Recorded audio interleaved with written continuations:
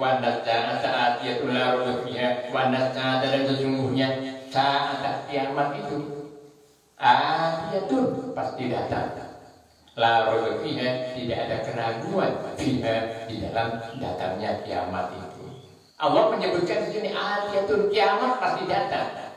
Tidak disebutkan siapa yang mendatangkan, tidak disebutkan. Padahal seorang mukmin tahu yang mendatangkan kiamat itu pasti Allah. Tapi di sini dirahasiakan oleh Allah Subhanahu wa taala. Ini mengisyaratkan yang pertama bahwa datangnya kiamat itu sangat tiba-tiba.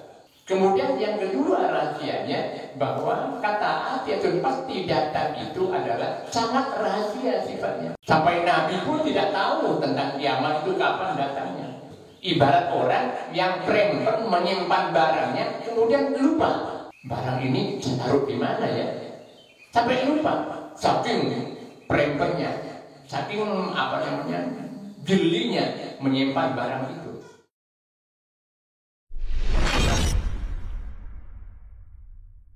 Bismillahirrahmanirrahim.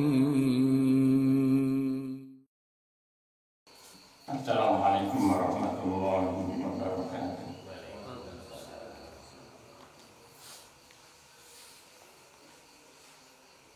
Terpilih Quranul Karim. Kita buka halaman 483. Halaman 483 surah Asy-Syura.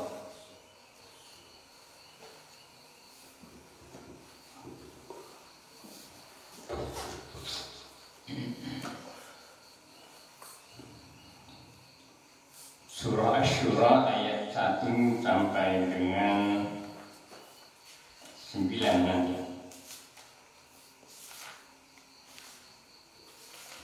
A'udzu billahi minasy syaithanir rajim.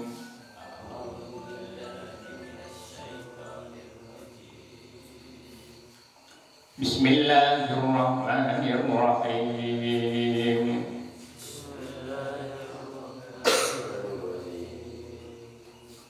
Hamim.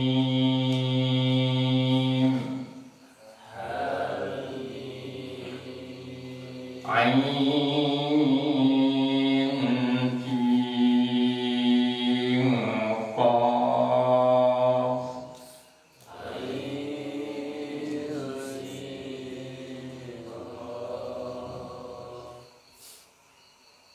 Ini potongan-potongan huruf yang kita dapatkan, kita temui, kita jumpai di awal surah. Di awal beberapa surah dalam Al-Quran itu disebut mad lazim. Mad lazim, mad itu artinya bacaan panjang, lazim itu artinya wajib. Jadi mad yang wajib dibaca panjang. Untuk mad lazim ini ada 13 huruf. Ada 13 huruf yang kemudian 13 huruf itu dibagi dua menjadi mad lazim harfi mutsaqqal yang hurufnya ada 8, yang kemudian mad lazim harfi mukhaffaf.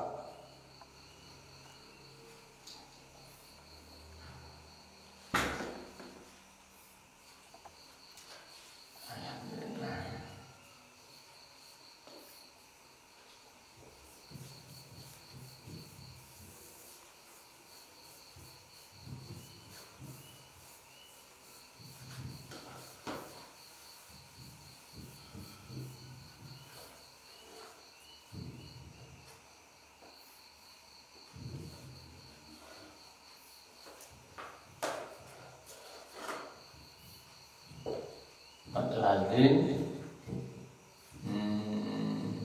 ini ada 13 huruf.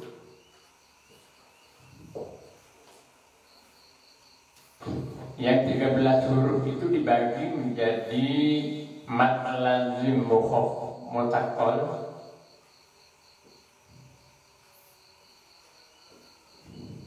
Kemudian yang 5 bagi menjadi mukhaffaf.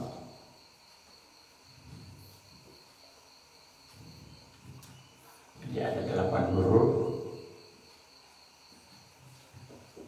Ini ada 5 huruf.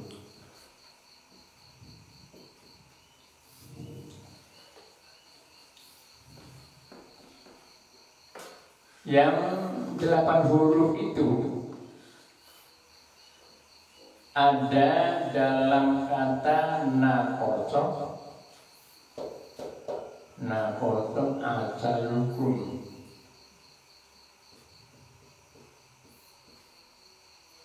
Yang pertama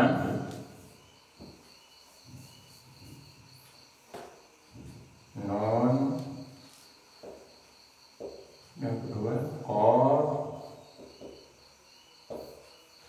yang ketiga shad, yang keempat ain, yang kelima sin, yang ketujuh lam, yang kedelapan mim.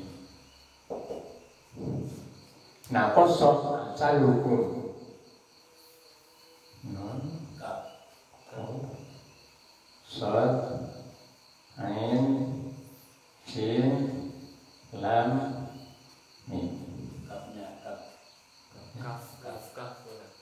Kenapa? Oh, kaf, lam ya, lam kaf, kafun, kaf,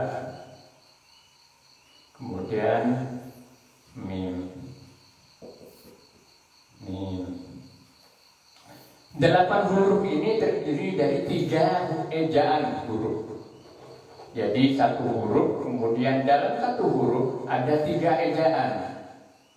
Non, waw, dan non 3. Qaf, alif, dan fa. Shad, alif, dan dal. Ain, iya, dan non. Sin, iya, dan non. Lam, alif, dan mim. Kaf, alif, dan fa. Mim, iya, dan mim.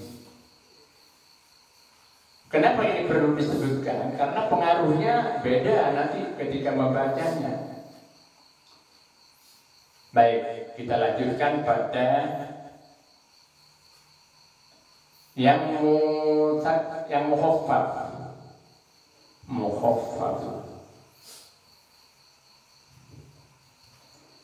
Musaqqal itu artinya yang dibaca berat, karena di situ harus ada tasdid. Disebut musaqqal. Jadi sakola itu berat, kalau musaqqal itu yang dibaca berat. Kalau ketemu dengan 8 huruf ini. Sedang yang mukhaffaf itu yang dibaca ringan. Dibaca berat karena panjangnya harus 6 harokat. Harus 6 harokat yang huruf ini. Contohnya nanti kita sebutkan. Kemudian yang mukhaffaf tidak ada tasdidnya dan panjangnya hanya 2 harokat. Hurufnya ada 5. Ada 5 huruf. Ada 5 huruf terhimpun dalam hayyun, tahur, ha, ya, to, ha, ro, ha, ya, to, ha, ro. 5 huruf. Jadi semua ada 13 huruf, yang 8 menjadi huruf musaqqal atau matlazim harfi musaqqal yang harus dibaca panjangnya 6 alif, 6 harokat. Kemudian mukhaffaf yang dibaca ringan, karena dibaca ringan maksudnya hanya 2 huruf, 2 harokat. Kemudian jumlahnya ada 5 huruf. Hayyun tahur, ada ha, ada ya, ada to, ada he, ada ro. Ha dan alif 2, ya dan alif 2, to dan alif 2, he dan alif 2, ro dan alif 2. Jelas Pak ya? Kalau yang di sini 3 ejaan huruf, yang di sini hanya 2. Contohnya, sebelum saya ke sana memberikan contoh, setiap yang berkaitan dengan yang musaqqal ini menimbulkan hukum-hukum bacaan tersendiri. Jadi, mat lazim musaqqal, mat lazim harfi musaqqal. Mat lazim itu ada 2, ada mat lazim harfi, ada mat lazim ilmi. Jadi ada mat lazim ilmi yang berupa kalimat. Kalau ini huruf yang kelihatan tampak hanya di awal-awal beberapa surah. Alif lam mim, ha mim, toha, nun, qaf. Itu semuanya mat lazim harfi. Mat lazim harfi. Adapun mat lazim ilmi bukan di sini, bukan pada hari ini kita bicarakan mat lazim ilmi. Tapi mat lazim harfi adalah karena kemudian karena ketemu dengan itu, ketemu dengan potongan-potongan huruf di awal beberapa surah.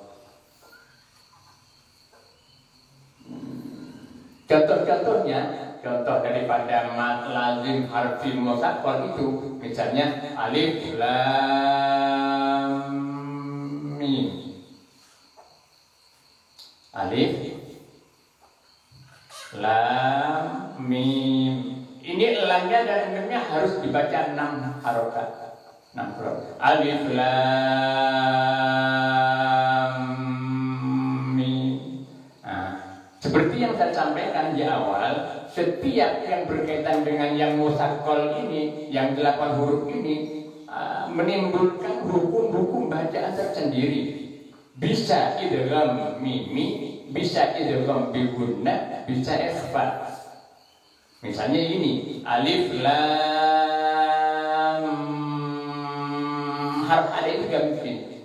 Cara membacanya alif lam mim. Tidak boleh dibaca alif lam mim, alif lam mim begitu. Jadi harus ada idgham, memasukkan suara mim yang pertama, alif lam mim. Kan begini, alif ini pendek biasa, lam karena 3 huruf berarti musaqqal, bacaan panjang. Di sini ada mim, kemudian di sini ada mim. Ini ada wun idgham, memasukkan suara mim yang pertama ke dalam suara mim yang kedua. Itu namanya idgham. Alif lam mim. Ini contoh. Tok lagi. Ini berpengaruh pada bacaan hukum idgham bi gunnah. Begunnah. Kemudian seperti di sini bukan tosin. Tosin mim, to sin mim. To itu masuk huruf mukhaffaf, hayun to-nya. Jadi pendek, bacanya hanya 2. To sin sama dengan yasin. Ianya nggak usah panjang-panjang, cukup 2 harokat saja. Yasin, ini yang huruf panjang. Masih aja saya dengar suara, kadang orang ianya malah panjang, istrinya pendek. Yasin, salah terbalik. Karena sin itu termasuk huruf yang musaqqal. Sedang ianya termasuk huruf yang mukhaffaf. Jadi pendek. Justru itu harkatnya hanya berdiri. Di surah Yasin, Yasinnya itu harkatnya ianya berdiri. Tapi kalau sinnya layak. Itu artinya beda panjangnya. Jadi cukup Yasin. Di sini yang contoh kembali ke sini. Ini to, sin dan mim. To, sin dan mim. Di sini menimbulkan bacaan idgham.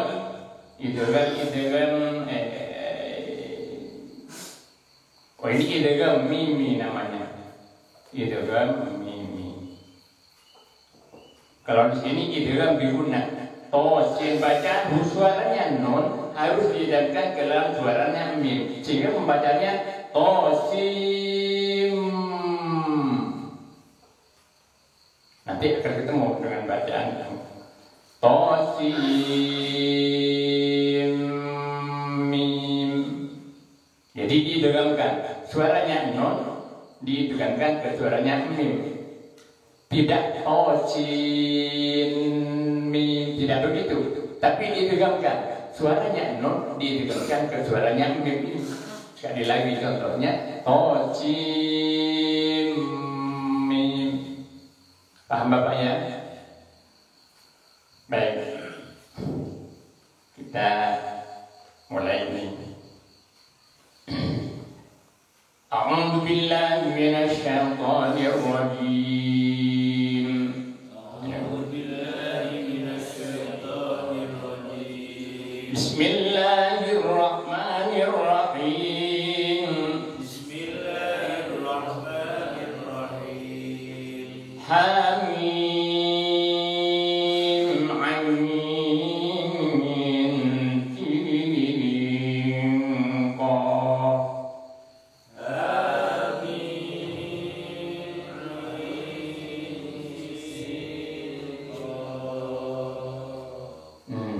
Nonnya jin, kan ada non di situ, jin, ya non, jin, ketemu dengan kof, itu harus diidghamkan, diikhfatkan. Ini menimbulkan hukum ikhfat.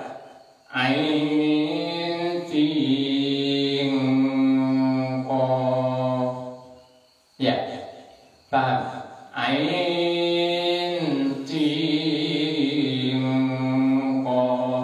bukan ain sin, tapi diidgham, diikhfatkan, bacaan ikhfat. Diulangi. Hamim, ain, sin, qaf. Hamim,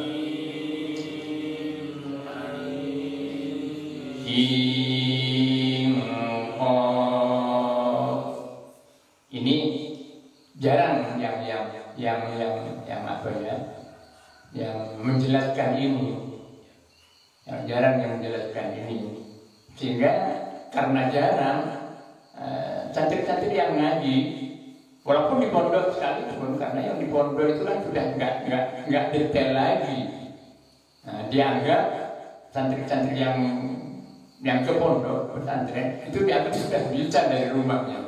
Dianggap sudah bisa di rumahnya, sehingga tidak kurang diopeni di pondok. Maklum santri begitu ribuan. Jadi kalau memang tidak dititipkan, menaruh anak di situ kemudian tidak dititipkan kepada seorang ustaz, seorang siapa, itu kadang teken-teken. Padahal ini penting cara bacanya. Jadi sekali lagi, yang berkaitan dengan mad lazim, huruf-huruf yang berkaitan dengan mad lazim harfi musaqqal yang harus dibaca panjang 6 harokat itu menimbulkan efeknya, pengaruhnya menimbulkan hukum-hukum bacaan tersendiri. Seperti itu kalau mimi, alif lam mim itu alif lam,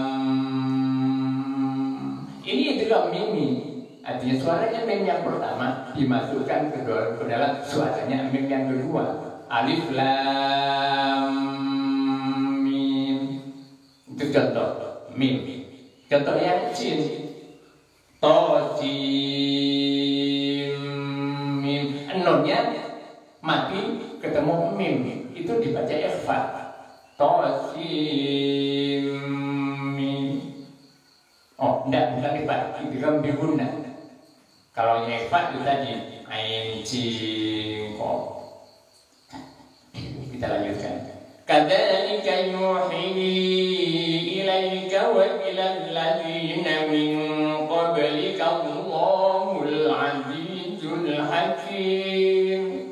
Kadzalika yuhi ilaika wa ilal ladzina min qablika Allahul azizul hakim. Lahum ma fis samawati wa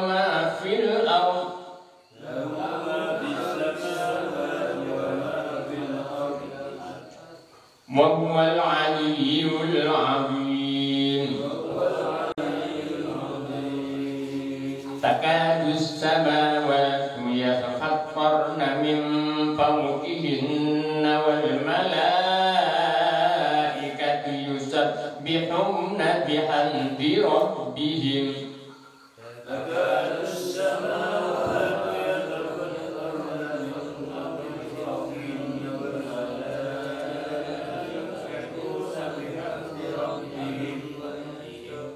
والملائكة يسبحون بحمد ربهم ويستغفرون لمن في الأرض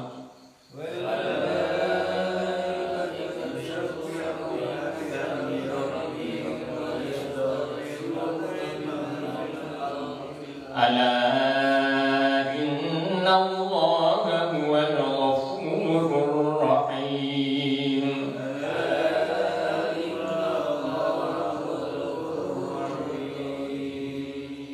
والذين اتخذوا من دونه أولياء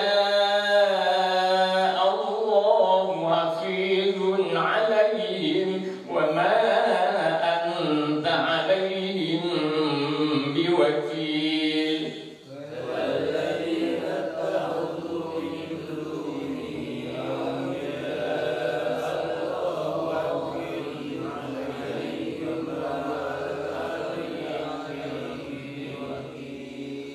وكذلك أوحينا إليك قرآنا عربيا لتنذر أم القرى ومن حولها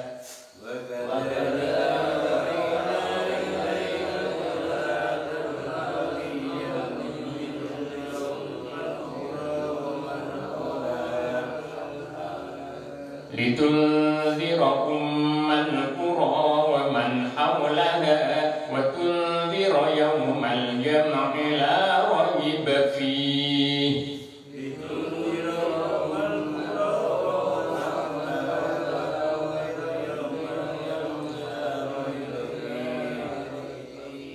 فريق في الجنة وفريق في السعير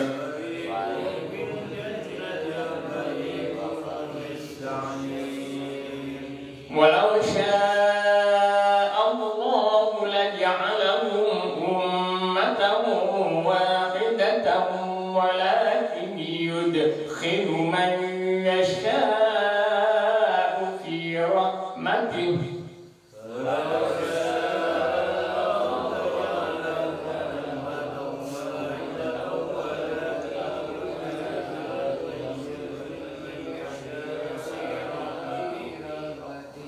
والظالمون ما لهم من ولي ولا نصير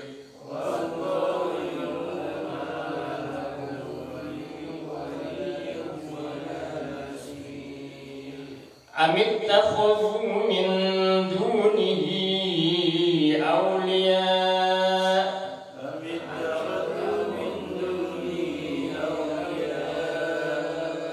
فالله هو الولي وهو يحيي الموتى وهو على كل شيء قدير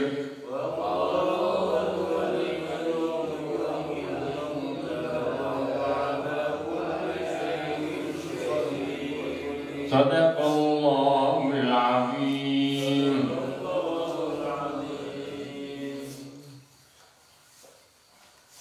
Tafsir Al-Quran Al-Karim.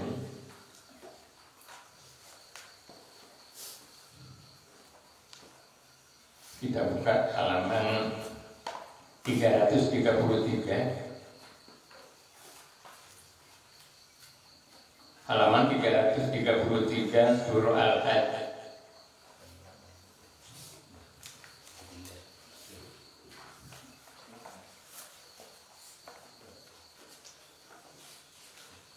Halamannya 333, surahnya surah Al-Hajj, ayatnya ayat 6.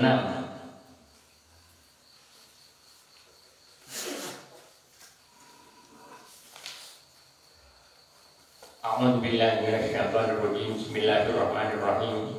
Alhamdulillahirabbil alamin. Wassalatu wassalamu ala asyrofil mursalin sayyidina Muhammad wa ala alihi wa sahbihi ajma'in. Amma ba'du.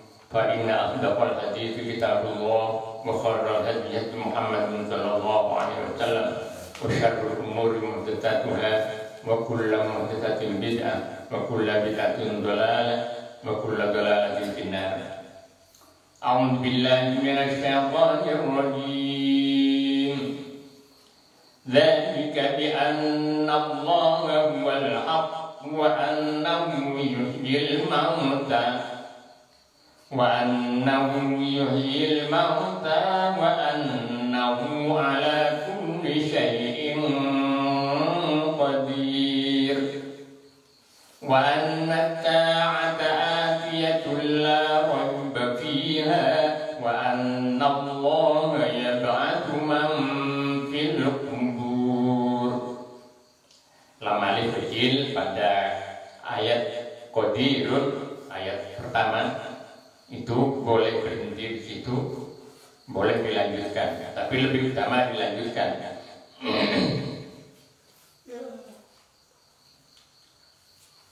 Alhamdulillah pada pagi hari ini tanggal berapa ya? Tanggal 9 ya?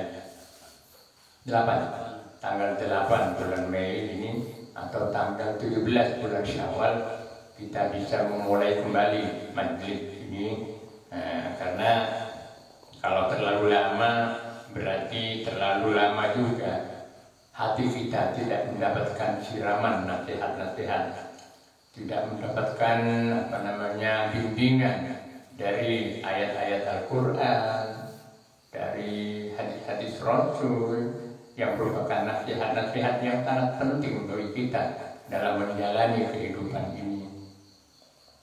Kalau kemudian lama kita tidak mendengar dan tidak mendapatkan bimbingan-bimbingan dari nasihat-nasihat Al-Quran dan hadis-hadis Rasul, perkataan-perkataan ulama, itu dikhawatirkan apa yang sudah kita lakukan, kebaikan-kebaikan yang sudah kita lakukan itu menjadi hilang sedikit demi sedikit,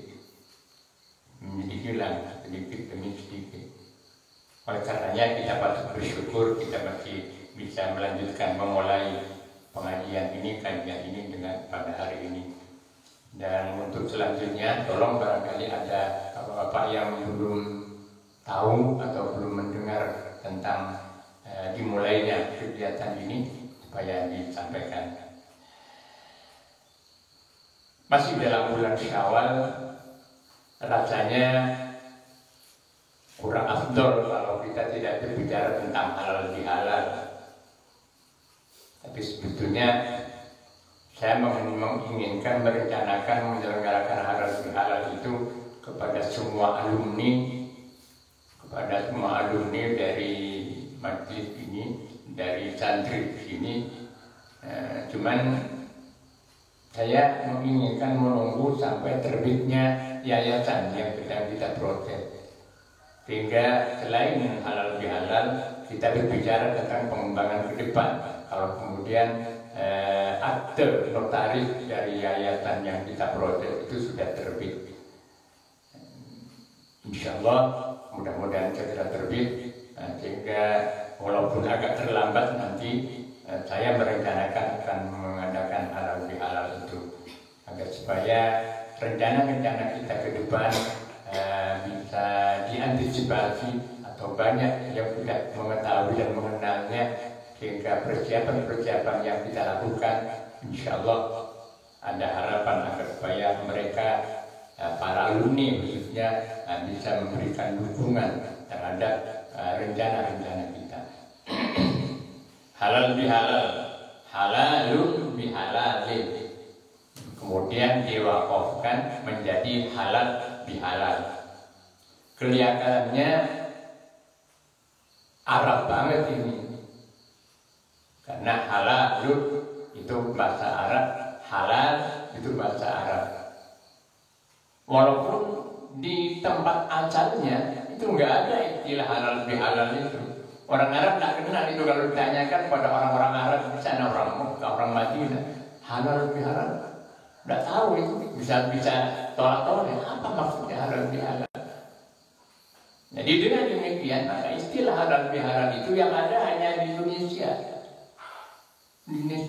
Di Malaysia pun mungkin nggak ada istilah halal bihalal. Istilah maksudnya istilah. Kalau halal ada, malah di Mekah kalau umroh atau ke haji itu kalau orang Arab itu kalau baru apa namanya baru dari Arafah atau baru selesai melempar jumroh itu orang-orang Arab itu nyegat, berikan teh, berikan minuman, berikan halal. Ya orang-orang juga begitu kan, pernah ketemu masih ini minuman, masih buah, masih bungkusan, masih kurma, halal. Ada halal, tapi kalau halal bihalal tidak ada di situ. Halal bihalal yang ada hanya Indonesia. Halal bihalal. Karena demikian, maka inilah yang disebut sebagai serapan Islam Nusantara ini. Mbak Rasulullah SAW mengisyaratkan atau membuat ilustrasi bahwa respon manusia terhadap ajaran-ajaran Tuhan yang diturunkan ke bumi ini ada 3 macam. Yang pertama, merespon dengan cara tekstual. Ibarat air hujan yang turun ke tanah lempung, kemudian tanah lempung itu menampung air itu sesuai dengan aslinya. Yang namanya tanah lempung kan bisa menampung, tidak bisa menyerap. Tanah lempung, tanah liat, ditampung air hujan itu sesuai dengan aslinya dan dipergunakan untuk berbagai macam keperluan. Itu respon tekstual namanya, sesuai dengan teks aslinya. Biasanya responsif yang seperti ini dipergunakan oleh saudara-saudara di Muhammadiyah. Kalau tidak ada aslinya, tidak mau mereka. Kalau tidak ada di Al-Quran, tidak mau mereka. Nah, cara merespon ajaran-ajaran Tuhan seperti itu disebut atau dikatakan responsif secara tekstual. Secara teks. Kalau tidak ada teksnya, itu tidak mau mereka. Nah, kemudian yang kedua, respon yang kedua, cara yang kedua merespon ajaran Tuhan yang diturunkan oleh Allah ke bumi ini dengan respon kontekstual. Ibarat air hujan yang turun ke tanah gembur, tadi tanah liat, tanah lempung. Nah sekarang air hujan itu turun ke tanah gembur. Tidak bisa menampung air hujan, tapi diserap masuk ke dalam perut bumi. Tanah gembur kan sifatnya seperti itu. Kemudian menimbulkan sumber mata air, menimbulkan air sumur, menimbulkan air berikit, yang semuanya mengalir ke sungai dan kemudian dimanfaatkan untuk berbagai keperluan juga. Ini cara respon terhadap ajaran Allah yang turun ke bumi ini dengan cara kontekstual. Ini biasa dipergunakan oleh saudara-saudara dari Nahdlatul Ulama, dari NU. Nah, NU sendiri ada yang direspon dengan cara tekstual, tapi juga banyak yang direspon secara kontekstual, disesuaikan dengan budaya setempat. Dan ini yang dilakukan oleh NU. Sehingga kelihatannya tidak kaku. Kalau yang merespon dengan cara kontekstual itu kaku. Pokoknya kalau tidak ada hadisnya, tidak ada Al-Qurannya, saya tidak mau. Itu kaku sifatnya karena mereka merespon dengan cara tekstual, teksnya saja. Kalau tidak ada teksnya dalam Al-Quran maupun dalam hadis, mereka tidak mau melakukan. Tapi di NU menggunakan 2 cara ini. Ada bagian-bagian dari ajaran Tuhan yang turun ke bumi ini yang harus direspon secara tekstual. Misalnya sholat 4 rakaat tidak bisa dirubah-ubah. Tidak bisa dirubah-ubah. Bacaan Fatihah itu dalam sholat tidak bisa dirubah-ubah. Ini direspon secara tekstual karena teksnya seperti itu. Rasulullah bersabda, "Shollu kama ra'aitumuni usolli." Adapun kemudian yang berkaitan dengan budaya, yang berkaitan dengan tradisi setempat, itu Nahdlatul Ulama NU meresponnya dengan kontekstual, disesuaikan dengan kondisi setempat. Karena agama Islam itu turun tidak di hutan, tapi di tengah-tengah manusia yang sudah memiliki budaya. Beda kalau turun di hutan nggak ada siapa-siapa gitu, nggak ada budaya gitu. Tapi kalau di tengah masyarakat yang sudah jadi dan di situ memiliki kebudayaan-budayaan, tradisi-tradisi, maka Islam disesuaikan dengan budaya dan tradisi itu. Selagi budaya dan tradisi itu tidak berseberangan, tidak bertentangan dengan ajaran Islam. Jadi ada 3. Yang pertama, merespon secara tekstual, termasuk yang kontekstual adalah halal bihalal ini. Di mana letak kontekstualisasinya? Halal bihalal karena bermakna silaturahim dan ajaran saling memaafkan. Di dalam halal bihalal itu memuat ajaran silaturahim, memuat ajaran saling memaafkan. Kenapa halal bihalal itu ada pada saat kita beridul fitri? Karena ada 3 rangkaian situasi yang saling berpengaruh, saling mempengaruhi. Ada siam Ramadan, ada Idul Fitri, dan ada halal bihalal. Tidak akan ada halal bihalal tanpa ada Idul Fitri. Tidak akan ada Idul Fitri tanpa siam Ramadan. Berpuasa di Ramadan, kemudian beridul Fitri. Tapi kalau tidak ada puasa Ramadan dulu, kemudian berhari raya Idul Fitri, kan lucu. Beridul Fitri halal bihalal, tapi tidak beridul Fitri, itu lucu juga. Rahasianya di mana? Karena sabda Rasul begini, man shoma Ramadhana imanan wa ihtisaban ghufira lahu ma taqaddama min dhanbi. Siapa yang berpuasa di bulan Ramadan, kemudian iman yang didasarkan pada iman, bukan didasarkan karena diet misalnya, bukan didasarkan karena yang lain-lain misalnya, ghufira lahu ma taqaddama min dhanbi, maka dosa orang itu diampuni oleh Allah Subhanahu wa taala. Sabda Rasul ini hanya yang berkaitan dosa-dosa kepada Allah. Adapun dosa-dosa kepada sesama, Allah tidak akan mengintervensi. Dosa-dosa antara sesama harus diselesaikan sendiri-sendiri oleh mereka yang punya hak. Nah, disinilah rahasia pentingnya kita berhalal bihalal, minta maaf. Karena dosa-dosa kita kepada Allah sudah diampuni sebab kita berpuasa di bulan Ramadan kemarin. Tapi dosa-dosa kita antar sesama tidak serta-merta. Karena berpuasa kemudian bebas, bebas kesalahannya, tidak bisa. Allah tidak mengintervensi itu. Nah, di sini harus dilalui dengan silaturahim dan saling memaafkan, halal bihalal itu.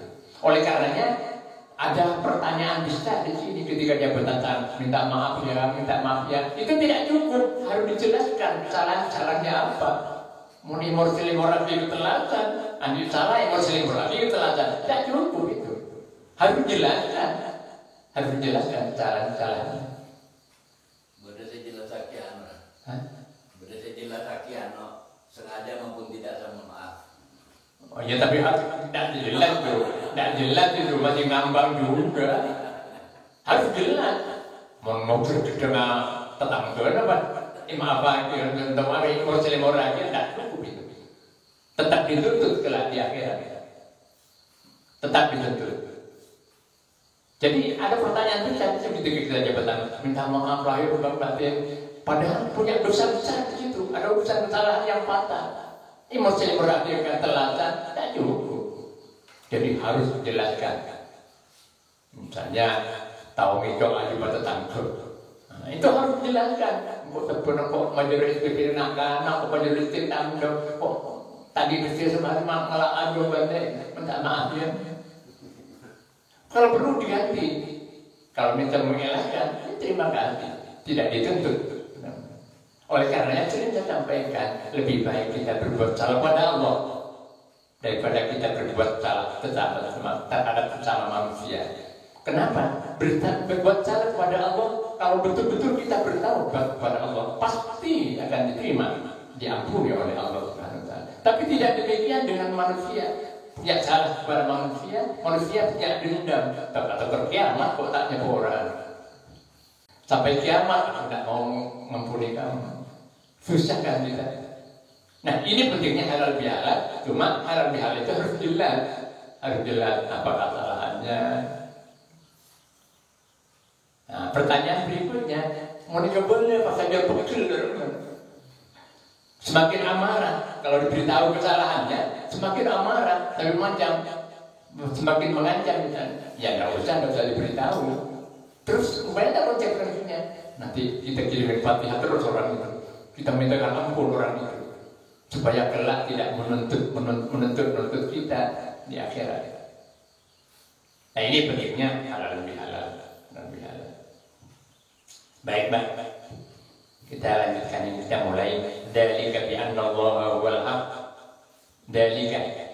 Nah, sebelum saya melanjutkan ini ada yang tersisa dari keterangan ayat sebelumnya. Keterangan ayat sebelumnya ketika Allah menjelaskan tentang proses ciptaan manusia. Kemudian di belakang, di potongan ayat di tengah itu disebutkan wa yuraddu ila ardhil umur. Ada di antara manusia yang diberikan oleh Allah itu disampaikan oleh Allah umurnya kepada tingkat umur yang sudah tua. Ardhil umur yang sangat rendah, fisiknya kemampuannya rendah, psikisnya juga memorinya sangat rendah. Sehingga apa yang sudah diketahui dulu sekarang menjadi lupa. Artinya pikun, ngeloleh, tak ingat, lupa. Apa yang belum diketahui sekarang lupa.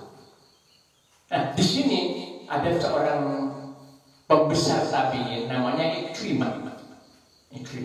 Itu berkata, orang yang mengqara Al-Quran lam yusir bi hadhil hal. Siapa yang membaca Al-Quran tidak akan mengalami pikun ini. Tidak akan mengalami pikun ini.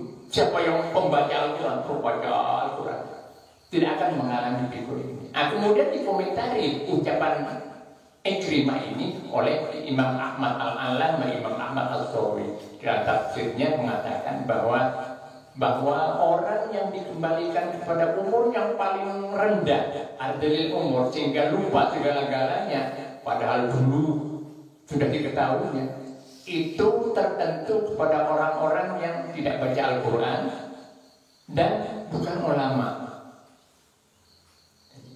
Jadi khusus orang yang masuk dalam ardhil umur itu adalah orang yang tidak mau baca Al-Quran dan bukan ulama. Adapun kepada orang yang suka baca Al-Quran dan ulama, itu malah semakin bertambah usianya, semakin cerdas. Kata Imam Ahmad bin As-Sawi, wallahu a'lam bishawab.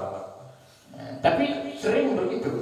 Ulama-ulama itu kalau semakin sepuh, semakin banyak membaca Al-Quran, semakin menjadi wiridannya. Nah ini perlu kita tiru,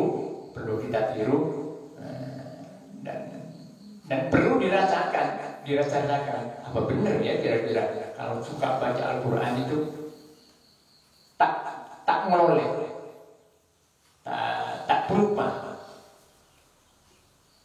Tapi saya sering lupa kadang. Barangkali orang jarang-jarang baca Al-Quran. Itu dalam kitab tafsir Sawi seperti itu. Jadi wa yuraddu ila ardhil umur.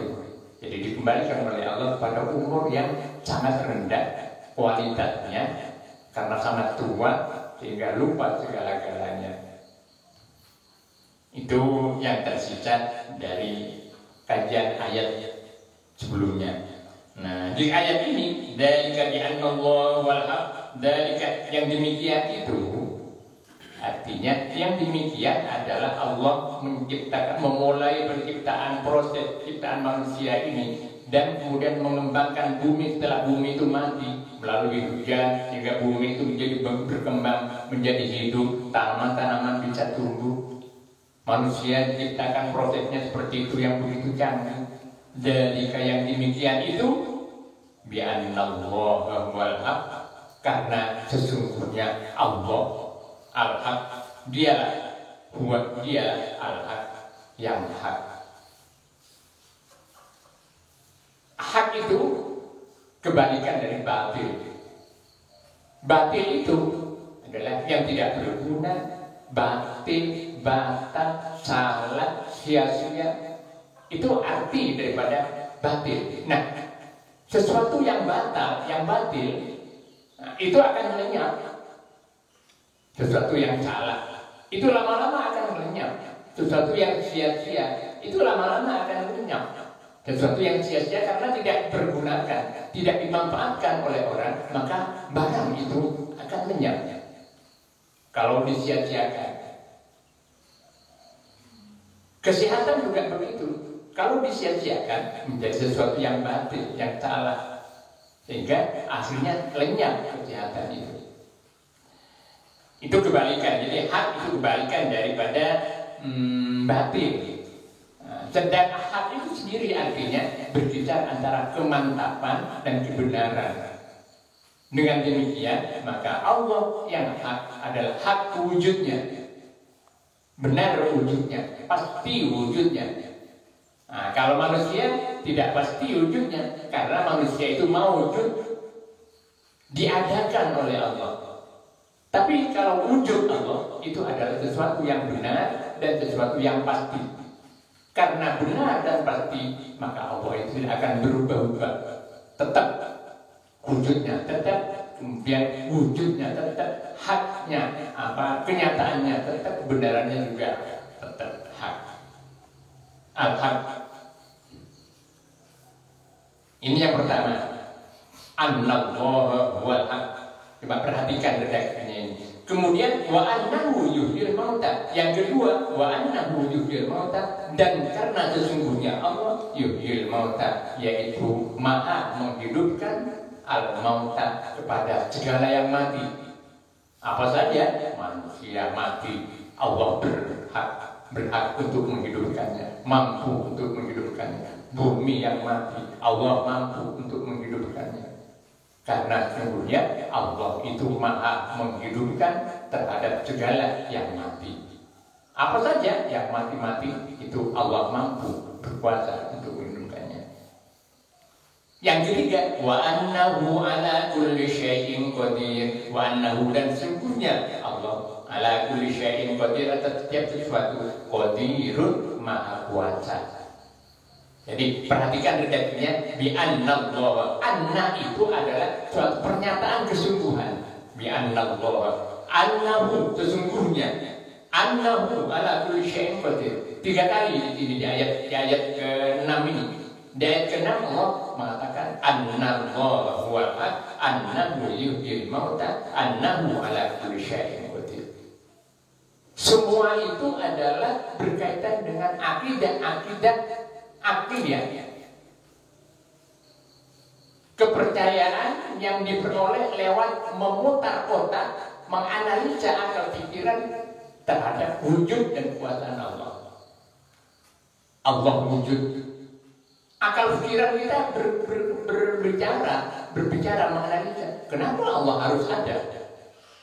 Buktinya apa Allah itu ada? Jadi ini akal kita, pikiran kita menerawang dan menganalisa tentang pertanyaan-pertanyaan itu. Beda dengan ayat yang ke-7, ayat berikutnya.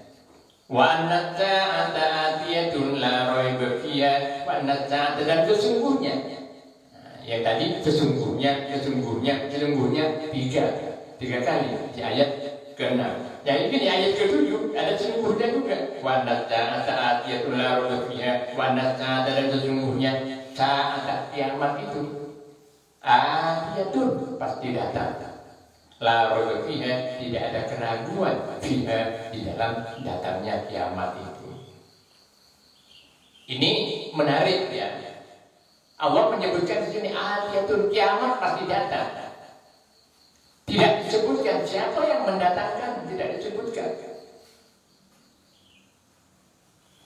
Padahal seorang mukmin tahu yang mendatangkan kiamat itu pasti Allah. Tapi di sini dirahasiakan oleh Allah Subhanahu wa taala. Ini mengisyaratkan yang pertama bahwa datangnya kiamat itu sangat tiba-tiba. Sangat mendadak dan sangat tiba-tiba. Sesungguhnya kiamat itu pasti datang. Yang mendatangkan kiamat itu, yang kuasa mendatangkan kiamat itu dirahasiakan oleh Allah. Kemudian yang kedua rahasianya bahwa kata atiyatun pasti datang itu adalah sangat rahasia sifatnya. Sampai Nabi pun tidak tahu tentang kiamat itu kapan datangnya. Sangat rahasia. Bahkan di dalam ayat yang lain, akadu fiha wa anna sa'ata atiyatun wa anna sa'ata atiyatun akadu fiha. Dan sesungguhnya kiamat itu pasti datang, akadu fi, hampir saja aku menyembunyikan kiamat itu. Ibarat orang yang premper menyimpan barangnya kemudian lupa. Barang ini saya taruh di mana ya? Sampai lupa. Saking prempernya, saking jelinya menyimpan barang itu, sehingga hampir lupa. Allah juga seolah-olah seperti itu. Sangat rahasia kiamat itu. Terhadap dirinya saja Allah merahasiakannya, apalagi kepada orang lain, kepada makhluk, kepada manusia. Sekali lagi hatta Nabi pun tidak tahu tentang kapan kiamat itu akan datang. Sangat rahasia. Ini rahasia daripada potongan ayat atiyatun. Anak sa'at wa anak sa'at, dan sungguhnya kiamat itu atiyatun, pasti datang. Datangnya secara tiba-tiba dan sangat rahasia. Tidak ada seorang pun yang mengetahui. Hikmahnya apa? Hikmahnya apa? Kalau kita tahu ada yang memberitahuan misalnya kiamat 2 tahun lagi akan datang, kira-kira bagaimana? Dampaknya sangat buruk. Dampaknya sangat buruk. Orang berlomba-lomba ke masjid, penuh masjidnya. Dan orang tidak bekerja, sehingga perekonomian rusak karena takut kiamat 2 tahun yang akan datang. Nah, mungkin sawahnya kelihatan udah nggak hindarin lagi. Kok masih kelola begitu. Jadi hikmahnya dirahasiakan seperti itu. Antara lain itu. Jadi orang berlomba-lomba dan akan ketahuan siapa imannya yang betul-betul mantap dan siapa imannya yang sekedar di lisan saja. Dengan dirahasiakannya kiamat itu, dirahasiakannya kematian, karena kematian itu pada hakikatnya adalah kiamat juga, tapi kiamat sugro namanya, kiamat kecil. Tapi yang rusaknya alam ini adalah kiamat kubro. Nah ini Bapak, wa nasa'ata atiyatun la raiba fiha wa annallaha yab'atsu man fil qubur. Dan sesungguhnya, Masya Allah, 2 ayat ini Allah Subhanahu wa Ta'ala sangat-sangat tegas. Yang pertama bi'anna, 1. Kemudian yang kedua annahu yuhyi. Kemudian yang ketiga wa annahu ala kulli syai'in qadir. Yang keempat anna sa'ata atiyatun la raiba wa annallaha, sesungguhnya. Itu apa artinya? Bahwa Allah memantapkan agar kita betul-betul yakin bahwa Allah memproses dan Maha Kuasa untuk melaksanakan itu semua. Wa annallaha yab'atsu man fil qubur, dan sesungguhnya Allah yab'atsu akan membangkitkan Allah man fil qubur, siapa orang yang ada di dalam kubur. Baik membangkitkan orang yang sudah di dalam kubur itu untuk ditanyakan man rabbuka wa man nabiyuka wa ma ikhwanuka wa ma qiblatuka dan seterusnya, maupun dibangkitkan untuk dikirim ke mahsyar tempat berkumpul kelak. Nah itulah Bapak 2 ayat yang sangat penting ini, yang sangat dalam ini. Mudah-mudahan kita bisa mencapai, bisa menghayati, kemudian menginternalisasi dalam diri kita dalam kehidupan sehari-hari. Saja itu dulu yang permulaan ini. Mudah-mudahan kita kajian-kajian yang ke depan, baik yang hari ini diundur hari Senin, Pak Guru tidak seratnya hanya hari ini karena peralatannya diboyong Tanggul sama Mas Rojak. Ada hallnya Habib Soleh di situ. Bahkan cucu saya kenalkan, cucu saya sama UP-nya sama abinya dititipkan sama yangnya dan bantu-bantu. Itu diboyong juga ke Tanggul sehingga minta diundur, saya minta maaf. Dan untuk hari ini saja pengunduran itu Pak Guru, saya paham kalau hari Senin persiapan masuk sekolah. Kalamun qadimul la yamullu sama'uhu tanazzaha an qawlin wa fi'lin wa niyatin bihi ashtafi min kulli da'in wa nuruhu dalilun li qalbi 'inda jahli wa hayrati faya rabbi matti'ni bishirri umruhu fihi wa nawwir bihi qalbi wa sam'i wa muqlati wa salli wa sallim ya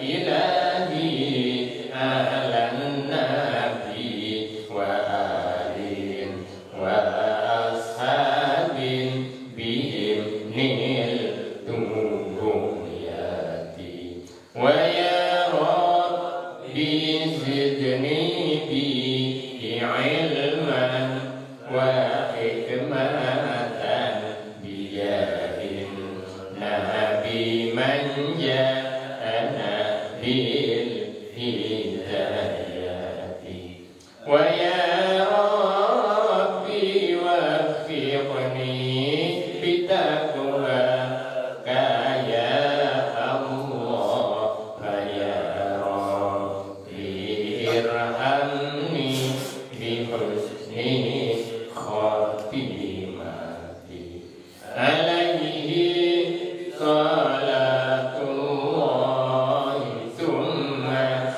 salamuhu wa alin wa ashabin bihim nil tuhajati al-Fatihah. Bismillahirrahmanirrahim. Ihdinas siratal mustaqim. Siratal ladzina an'amta 'alaihim ghairil maghdubi 'alaihim